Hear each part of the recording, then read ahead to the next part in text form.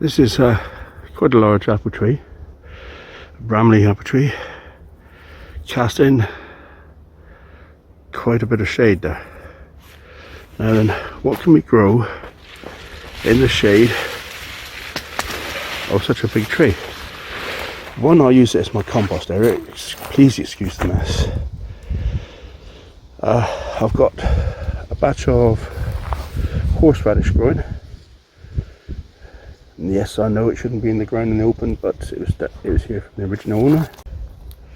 Also from the original owner is a blackcurrant bush, of which I've just yielded 3 punnets of those. And this blackcurrant is regularly cropped very, very well in this shade. It's on the north side of the tree. It does perhaps get a bit of morning sun from up there. As far as annual's concerned, this bed here cropped very well last year, a set of Brassicas. You can see where the shade extends to now. This is full summer, midday. So obviously it's in shade a lot more in other times, but it cropped a good crop of Brassicas. It cropped a really good crop of garlic this year as well. So obviously it's all been harvested now. It's also used as a store for my hazel sticks, my carpet, all sorts of mess. On the east side, I've successfully grown some potatoes and red currant bushes that are just about to come into their own. Slightly later than the one that's in full sun at home, which is perfect for successional cropping, although it's going to be a bit of a glut all the same. But who doesn't love red currants? So these do get sun up to about midday and then shade in the evening. Walking into the canopy is my compost area. Lovely and cool, a peaceful oasis that normally these are empty at the moment, so that's not very good. And over here, this scrap heap looking mess is my leaf mold pile. Again, lovely and damp, under the shade, perfect. That will be a nice crop of leaf mold, not this year but next year. So these are all ideas that you can use for a shady area on your garden. When you look at this wonderful mature apple tree with a nice crop of bramleys to come,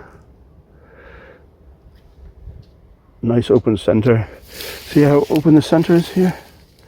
Good airflow, helps the crop immensely. So if you can keep your apple tree open like this, it's a really good thing. On the south side, of course, then it's all open to the normal crops, like pumpkins here. Not a pumpkin. And under the leafy canopy, where it just gets into the sun, but generally speaking, this leaf mass here will shade it for quite long periods of the day. I'm happy to grow comfrey.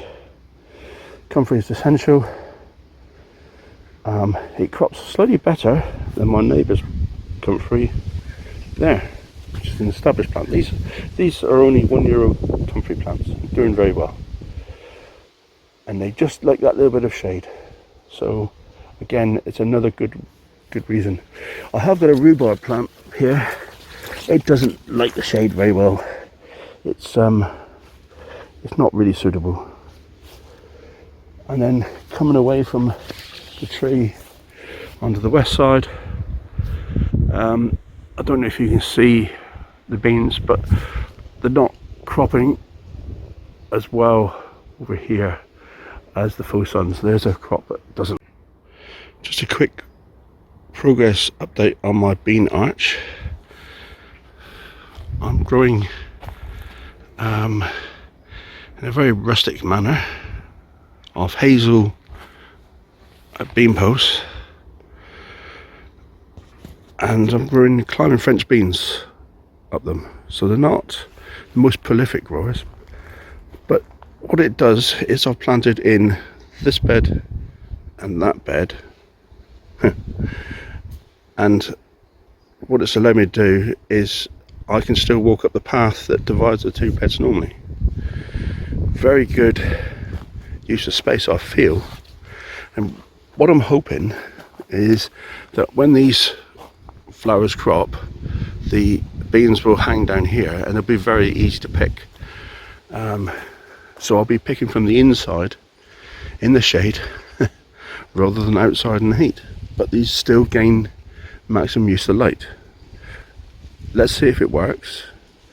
Something that has really worked well is on the inside of the run I planted curly kale. That is doing very well indeed. Very pleased with that. And a fat hen weed as well. That seems to be loving it.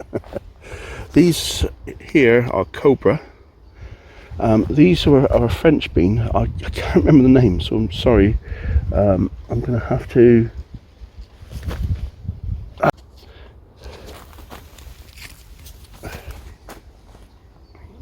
Here we are. It's a French variety, a Cos Voilette. Should be interesting. Nice purple flowers, as you can see. We'll see what the taste is like. That's the most important bit, isn't it? Bit of a disaster with my celery. I'd let it. I was not too well. I let it dry out. Celery hate drying out, and they're all going to seed. I've given it a good drink, but I think it's too little, too late. That's the problem. Just as another side note, I don't know if you can see. I hope you can.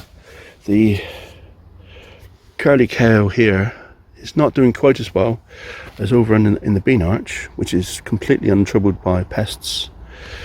The red cabbage is doing very well, looking pretty good inside this. I really do recommend this screen netting as a it gives that little bit of shade, which brassicas really do love, and it's all growing rather well so far. The crop here on the left hand side is Monclano